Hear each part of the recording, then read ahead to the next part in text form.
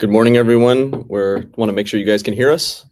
Okay, we got a positive response. Oh yeah. Okay, I think we can. We'll start in 1 minute. Should we talk about the weather? I don't think they can see it. Okay, it's so sunny outside. It's beautiful. We have the beach view. Okay, why don't we start? Sure.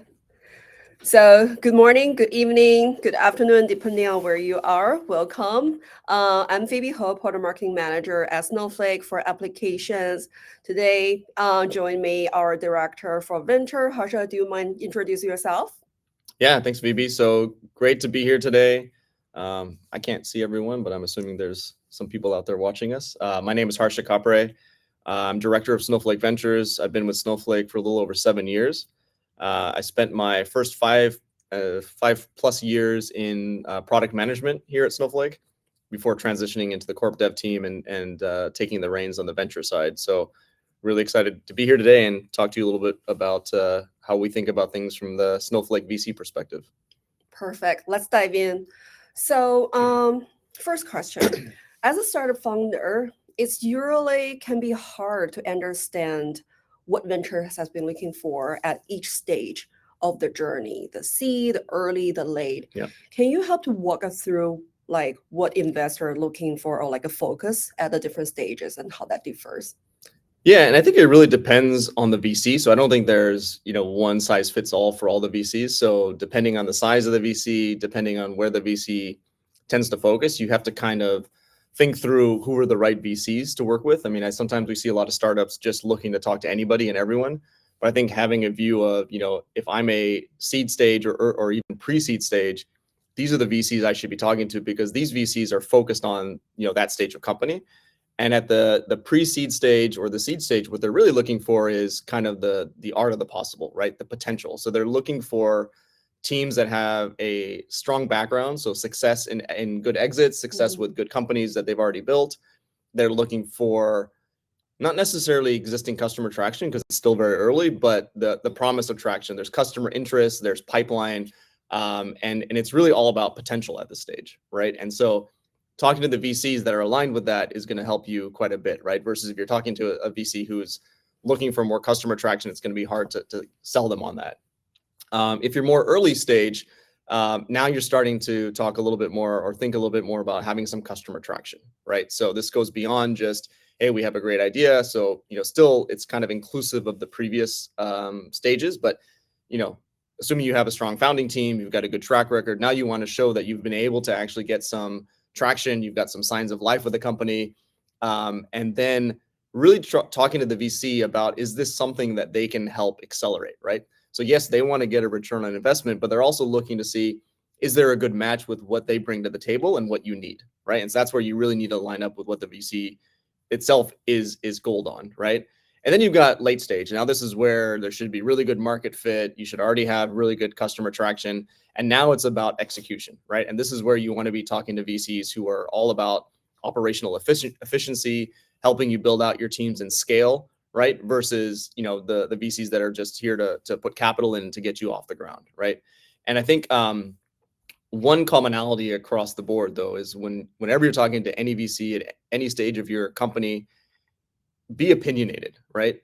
VCs have a point of view on the market, but they also don't know what you know. So you don't want to come in and say, hey, here's what we're thinking we'll do. And, we have an idea and we've already got some traction. It's really about showing why you're going to win, right? And explaining that in detail. So you want to come to the table with, what is the problem? Why is it a problem? What is the opportunity around that problem? Who is there today? One of the biggest challenges I have is with companies I talk to who say, when I ask this question of like, who are your competitors?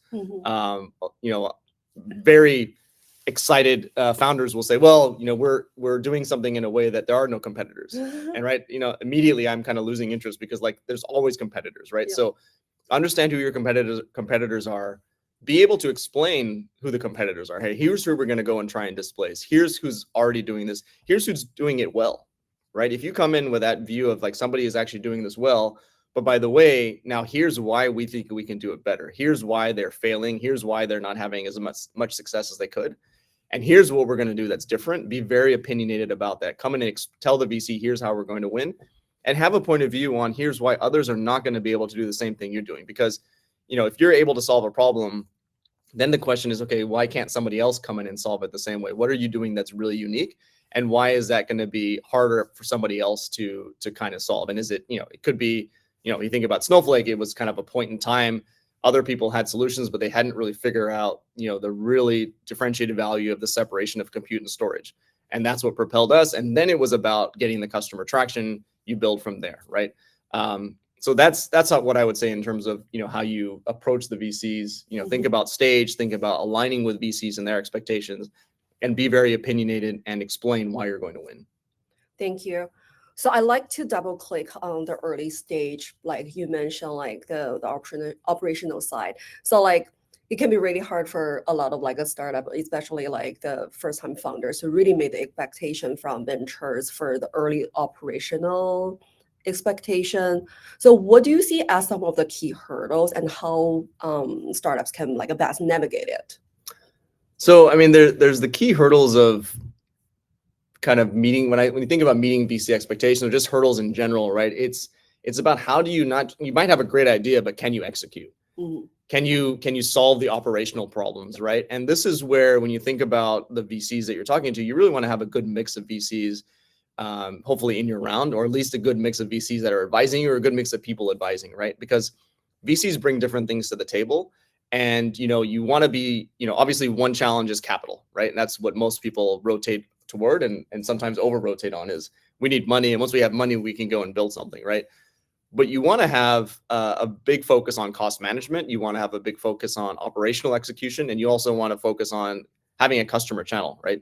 You can have a great product, but if you don't have a customer channel, you're going to be in a lot of trouble. You can have a lot of money, but if you don't have a customer channel, that could be a challenge as well. So those are kind of what I think are the 3 or 4 key hurdles for the startups. And then it's really aligning with the VCs to say, how can you help me? And how can I kind of align with what you're doing? So if I'm talking to a VC who's really good at the operational efficiency piece, I want to come to the board and say, look, I've got capital, right? I've got partners who are helping me with the customer channel. I have, from the operational standpoint, this is why I want to work with you. And you're going to help me solve that. But I've got the other pieces figured out. Likewise, you go to the other VC who you're asking for capital and you say, look, I've got my partners on the operational efficiency side. I've got my partners on the customer channel side. By the way, we'll talk a little bit more about that's where Snowflake plays very heavily is, we can offer more, a lot of benefit on the customer channel and the go-to-market side. But having that view of, hey, these are the things I need. And if you can go to a singular VC or a set of VCs and say, look, I've already got 3 of those 4 figured out, and here you're the 4th one, or I've got these are the conversations I'm having, you'll have a lot more success with those VCs. I love that you actually point out there are actually different type of VC and different kind of help we can get from different investors. So can you help to explain to us what's the difference between a traditional investor and a strategic investor? I'll do my best here. So I've been in this role for 2 years now, but I don't have a strong, VC background. I kind of came into this from the product side. But, when I think about traditional investors, and we work with a lot of VCs when we invest, right? Because we'll talk a little bit more about Snowflake, but we don't lead rounds. So we end up engaging with VCs who do that, which what I would say is more the traditional side.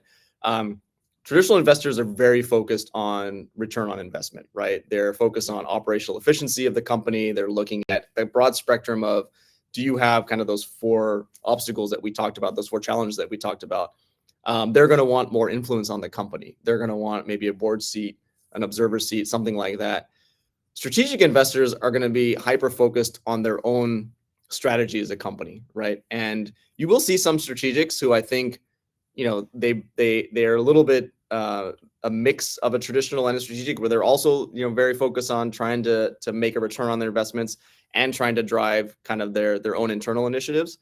But the true strategics are going to be thinking about, how do we expand our own partner ecosystem? How do we drive more usage of our own products through this investment, right? And so they're going to be a little bit less focused on ROI, a little more focused on how does your solution partnered with their solution really drive a better together story, right? And certainly from the Snowflake perspective, which I can speak more on, we are looking to further the Snowflake mission when we look to invest. We are looking for companies who are willing to make a big bet and a big lean on Snowflake. And so we're very selfish from that standpoint, whereas traditional investors are probably somewhat at odds to begin, to some degree. They might be saying, look, don't get too stuck in with any one vendor, with any one platform. But as we're starting to see, if you can, as a strategic, if you can show the value of the customer channel and the go-to-market that you can bring, and helping especially the early stage companies get going very fast, the traditional investors can also align with that because they see how that can bring them kind of that initial traction, get them to the next stage, and then you start to look at expanding your platform. Cool. I'll circle back to what Snowflake Ventures is looking for question later on. But Okay. For now, I like to pivot to switch gear and to talk about the other focus of this webinar is really AI. So AI has been transforming businesses and industry across industries. Yeah. So, but what can startups really harness AI to, both help them to boost productivity and also kind of enhance their product? So this is a good question, and it's going to be a hard one to answer. I'll do my best because I think AI and what's happening in the AI world right now is super confusing for everybody. It's changing every month or two. There's still questions about, hey, are there going to be at the end of this, one big or two big players in the kind of Gen AI space, or is it going to be a bunch of companies having, different types of models that are purpose built and purpose fit? I think there's a few ways to look at it. One is, how can I use AI for my own operational efficiency? So this is not an external, I'm an AI company. This is just, hey, there are advantages to using AI today. How am I taking advantage of that, right? And how can I align with that in a very fast-paced, fast-changing environment, right? So imagine you're thinking, customers today are spending a ton of money on AI. Yeah. I don't know how much value they're getting out of it just yet because they're still learning what to do. So you don't want to be caught in that as a startup, right? You don't have the cycles to spin. You don't have the cash to burn on that kind of expenditure, right? So you really want to be targeted with, okay, where can AI come in and help me, and how can I use it to be very lean, right? I want to keep my costs down. I want to focus on, driving customer growth. I want to focus on building my products. So there's a lot you can do in terms of just, speeding up your development, with all the different code pilots and things like that. So that's where I would look for our internal use. For external use, this is where there's kind of two buckets, right? There's a big frenzy to be an AI company and take advantage of all of the kind of sudden gains and sudden evolutions in the AI space. So there are a lot of companies coming out saying, oh yeah, you can use LLMs, you can do this, you can do that, but we can do better distribution for performance, or we can do accelerated compute, we can do accelerated software. My only question there is, how scalable is that, right? Because there's a lot of companies trying to do that. And at the end of the day, is that going to be commoditized, right? Versus saying, if we just take a step back, we say, look, AI is a tool. The problems that companies have are still the same. People, financial world, are still dealing with fraud detection. In various industries, you're still dealing with, how do I improve my customer support? How do I reduce my costs when people are calling in? How do I do more automation there, right? So then you can think about kind of like the internal use case a little bit more of I'm building a foundation around AI, but I'm still going after traditional solutions, but I'm doing it better, right? So I'm going after, whether it's even things like ERP or CRM and things like that. And of course, the big players are trying to figure out how to put AI in. But think about it. I always tell my kids this: whenever you're building something, you want to have a solid base, right? My kids were little. We play with Legos. They would try to build these towers. The whole thing would fall over, and we would always talk about a foundation. The advantage that startups have today is you have a clean slate and powerful tools to build on that didn't exist even 5-10 years ago, right? And so while these bigger players are trying to figure out how to fit in and change their foundation, you can build a platform based on AI. It doesn't have to be, in the face of the customer to say, hey, this is the LLM I built. You've got LLMs, they're plug and play.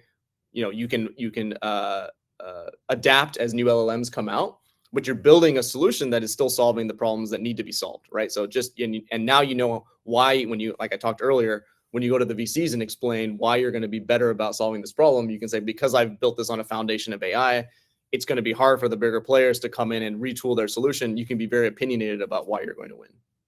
Love it. How old are your kids? 14 and 11. Or they start to build like softwares based on like building blocks already?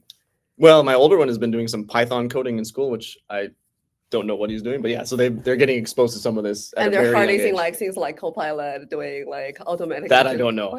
I'll go find out. Yeah. Cool. Thanks for sharing, Harrison. So there's like a two follow-up questions from that wonderful answer. The first is really you, like kind of like at the very beginning you talk about, you know, the AI landscape is kind of like a little bit like there are different directions. So from your perspective and based on your like experience, what do you see as the largest like market for AI for now? So I kind of go back to what I was alluding to earlier, which is that, you know, I think a lot of the problems that AI can help solve are the problems that are there today. There's a lot of software companies, a lot of solutions that are kind of entrenched with these companies, and displacing them is not easy, right? Mhm. So, you know, some of the big names that everybody knows, but there's an opportunity to do that with AI, right? As I was saying, like the bigger companies are not going to be able to move so fast, right? They're steering the Titanic to some degree. They're steering, but Yeah. they've got to go into the engine and change out the foundation.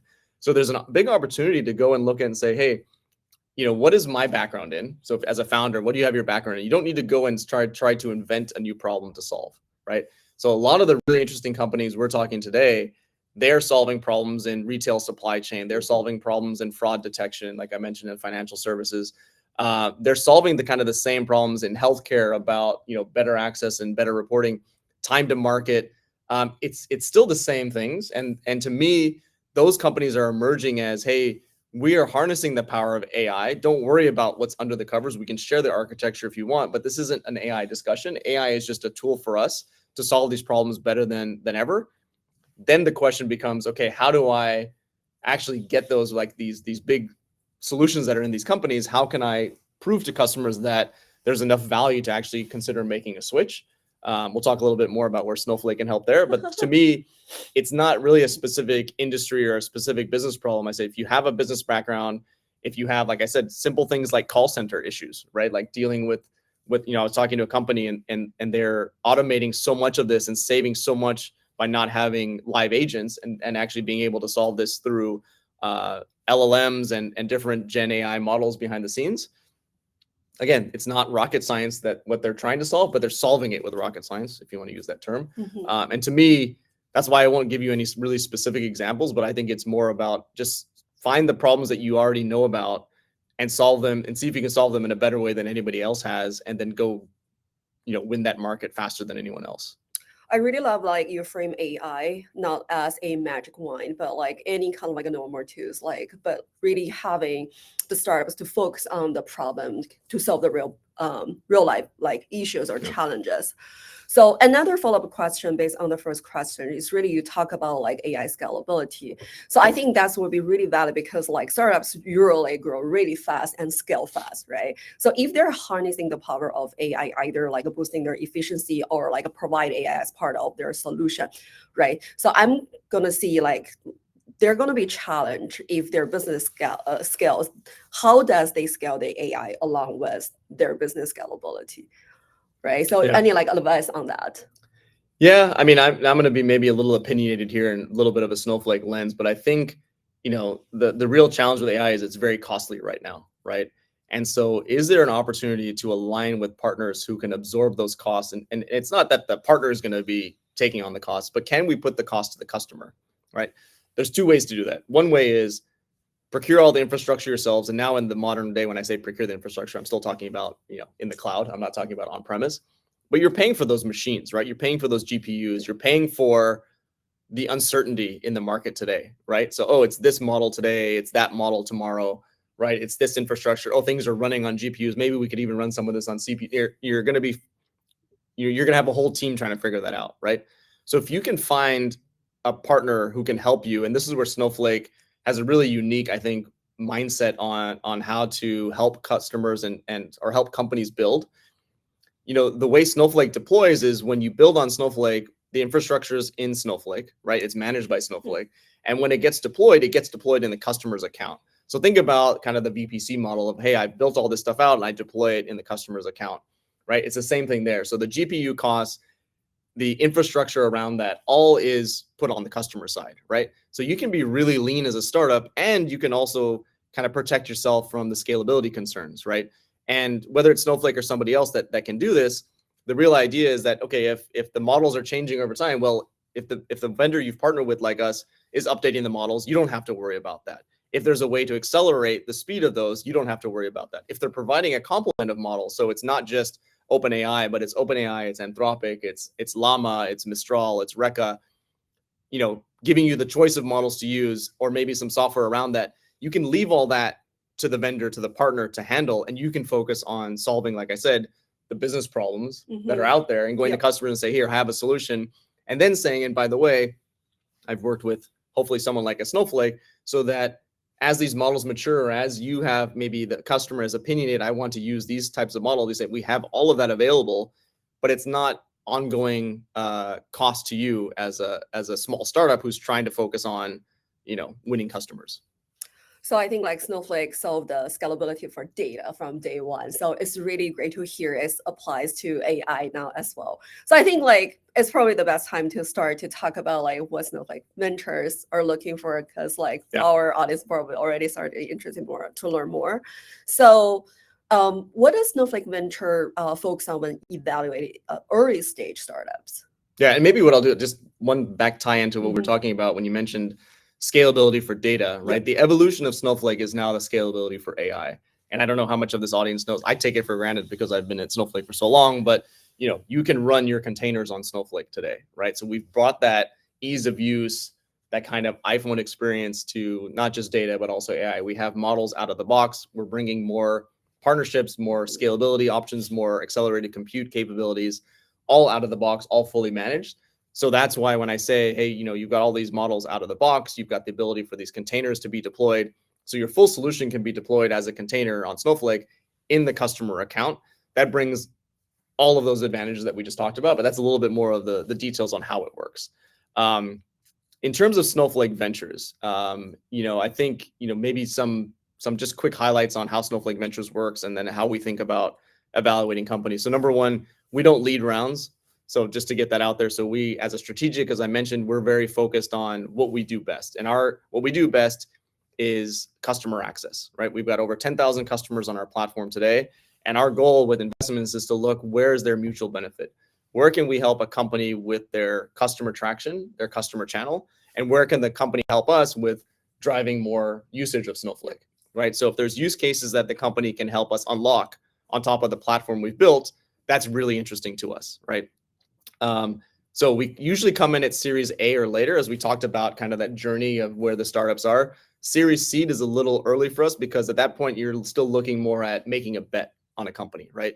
Whereas at Snowflake, we're looking at trying to accelerate something that we've already seen good results with. So we like to see some initial customer traction. We like to work with companies that are already somewhere in our ecosystem. It's not a hard rule, but that's usually where we start, because that gives us a chance to, the analogy that I overuse now is pouring fuel on a fire, right? So we like to see that there's something burning to begin with, that we've got some traction. We're getting signals from the field that, hey, this is a use case that's really important. Then we'll go, right? And we'll put an investment. But so I think when it comes to what are we looking for those companies, it's hey, you've got some initial traction. B, you've already got some relationship with Snowflake, and you've seen the value of Snowflake. See, you're willing to make a bigger bet on Snowflake, right? So if we're going to make a bet on a company and put some capital behind it, we're looking for companies that are saying, okay, we're going to be focusing on Snowflake for at least some period of time, right? We're going to make that bet on Snowflake, that we understand the scalability and other benefits you bring us, but we're also going to make sure that our solution and our capabilities work better on Snowflake than anyone else for at least a period of time. And that's there's a lot of ambiguity there, but that's kind of what we're looking for. Is we're a very selfish focused VC group, right? And so we have a lot of ways to get started in our startup program. We'll talk a little bit about that later. But I think at that point, we look at some of the same things I mentioned. Is there a strong track record? Especially if it's like still kind of borderline early stage. But again, what's the traction? What's the joint customer look like? So if we've got signals that we have some good joint customers, that those joint customers are advocating for the solution, then the goal is how do we make this easier, right? Because today maybe the two solutions work through an integration, maybe like the traditional connectors or drivers, things like that. So then we want to say, okay, how do we make this work as like a single solution? How can we give that experience? And that's where this framework we have for native applications, for being able to deploy your applications through containers, so that they're served to the customer in their Snowflake account. It takes away, and maybe I'm getting ahead of myself, but it makes it really easy to go through procurement, through compliance checks, legal reviews, all those things. That's where we're trying to make that super easy. And so when we find alignment with a company who's like, hey, they understand the value that we bring there, and again, we have to have some understanding that that is going to help drive more usage of Snowflake, and Snowflake customers are looking for that as a solution, then we find a good match. So that's actually very interesting, because I almost feel like you already answered the question in my mind, because I think it's very clear that you're looking for startups actually solving a real, very concrete industry or particular domain problems with a very solid solution, right? But also I'm curious, because your background is like 5 years in product. So I'm wondering, is there like a particular like architecture pattern you're looking for from the solutions those like startups providing? It could be like Snowflake native app framework. That's why I feel like that's answering, but I feel like, I feel like it could be more general than that. Yeah, I mean, best case scenario is they've already got that kind of architecture where they've deployed on Snowflake, and it's more about let's figure out how we can go even bigger together. But I think, for some companies who maybe are not yet deployed on Snowflake, it's more, do they have an architecture that already lends itself to that? So if you're already containerized, you can port that. That's very easy for it to just bring into Snowflake, right? And that supports our native app architecture really easily. So when I look at companies, I'm looking at, number one, what is it they're solving? So one of the things we are really pushing forward is when we talk about native apps, it's not just so you can have applications, right? The idea is that their companies want to solve their problems. They want to have these business solutions that are more tied into where the data is, right? And so a lot of our customers, are 10,000 plus customers, have chosen Snowflake to have a more centralized view of their data, right? To break down those silos. And now they have these bespoke applications where now the data still needs to be pulled out. By bringing those applications to Snowflake, you make it really easy for the customer to say, okay, I'm running all those applications in the governance and security domain of my Snowflake account, which I've already shown I trust. So many benefits to that, right? So one is when I go through procurement, I can actually procure through Snowflake. Number two is that architecture lends itself to my operational costs being really efficient. When I go through the compliance reviews, small startups are challenged with the security, compliance, those can be a lengthy process when you're looking to try and get customer traction and revenue, and you've got to go through a 9-month compliance review. That's a challenge, right? If you're deployed on a solution, on a framework like Snowflake, and it's already within the Snowflake walls, that's a really easy discussion to have with the customer. And Snowflake, through native apps, can actually provide some level of certification around what it means to be a Snowflake native app. So I think that's what we're looking for, right? Companies that align with that vision, that see the value in that, and that we can bring, they're solving a problem that even if there's solutions out there today, they're solving in a way that says, hey, we can bring this to the data. Customers are already really asking for this. Let's go and make this, an accelerated opportunity together. Love it. So I think we have 3 more minutes, and we have already covered what we're looking for from those wonderful startups. But what can we offering to them from Snowflake vendor perspective, and where can they learn more if they want to learn more? Yeah, so I think a couple things to look at would be, number one, we have a startup program that is designed specifically to work and help startups. There's an accelerator capability. There's some funding programs involved in that. So I would definitely go and register for our startup program, get connected with that team. There's a lot of resources there. What kind of resources, for example? I think there's, guides, there's how-tos. I think you can even get some technical assistance depending on, how far you're going with building on Snowflake. But that page should have all the resources you need to at least get started as an early partner with Snowflake. We have a startup challenge that we do every year, and I don't think we've opened it up yet, but we'll be opening up the applications in October. So as part of that startup page, you'll also find links to the startup challenge piece. And I think Abby, who's one of our coworkers here, can put some of those links into the chat here. And then we have a VC demo day. We do a few of these, I think, a year. You probably know more about this than I do, but I would say register for the VC demo day and just get connected into our whole startup community. Love it. I think we have 1 minute for maybe take one question. And how do we take questions here? Let's see. There's a lot of questions. Let's see. I don't know if I see a specific question. Maybe get one from our team. Okay. Maybe this one. Okay, for startups, okay, I don't have my reading glasses, folks, so give me a second.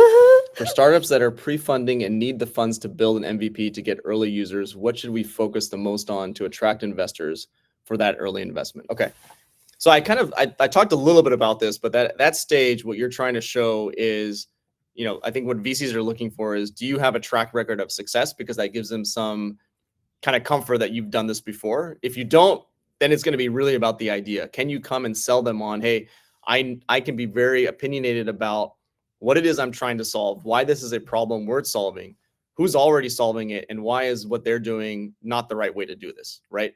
I get pitched to all the time by a very early stage, even if it's not, specifically for Snowflake Ventures to invest, but just to get feedback. That's the one thing we try to emphasize is be very opinionated, be very clear, because VCs are looking for confidence and an understanding of the market, right? All the VCs are doing as much research as they can, but if you can come in and explain something to them that either they don't already know it or they don't know it as well as you do, that gives you an edge, right? So there's not a hard and fast rule, but you want to show that there is something that is going to be really differentiated, really unique, and you have to be open to explaining why, not only why will you win, but why could you fail? Not too many founders are going to come in and say, this is why we might fail. But if you can give that perspective and then say, with your help, we can overcome the why would we fail category, then I think a VC is going to be very open to saying, okay, I know where I can help you. I know who I can connect you with. And I think we have an opportunity to go big together. I love the angle. It's kind of almost like a lead with a vulnerability, so people know how to help, the best way to serve it, right? Yeah, because there's one thing about being confident. There's nothing about just saying, like, and this is the one I struggle with the most, is the companies that say we have no competitors, we're going to win because we have the best product and no one's doing this. It's hard to jump on that bandwagon. When you say, okay, here's where we're going to have challenges and we have an understanding of where we might fail, you bring a lot of trust to that conversation. It's also could be because like Peter says, like 0 to 1. It's like, okay, I have the grandma's like secret recipe. So I will be the best, like English, like British, like food service of the whole street. So I have no competitors, but actually the competition comes from all the foods from like diverse places, right? Exactly. So there's always competition. There's always going to be new things popping up. How do you beat not only who's there, but how are you going to stay ahead of who might show up? Those are the kind of the key things VCs are looking for. Okay. All right, we're at time. Thank you so much for joining us today, Harsha. Very juicy information, and hope that can be also helpful for our lovely audience across the world as well. Have a great week. Thanks, everyone.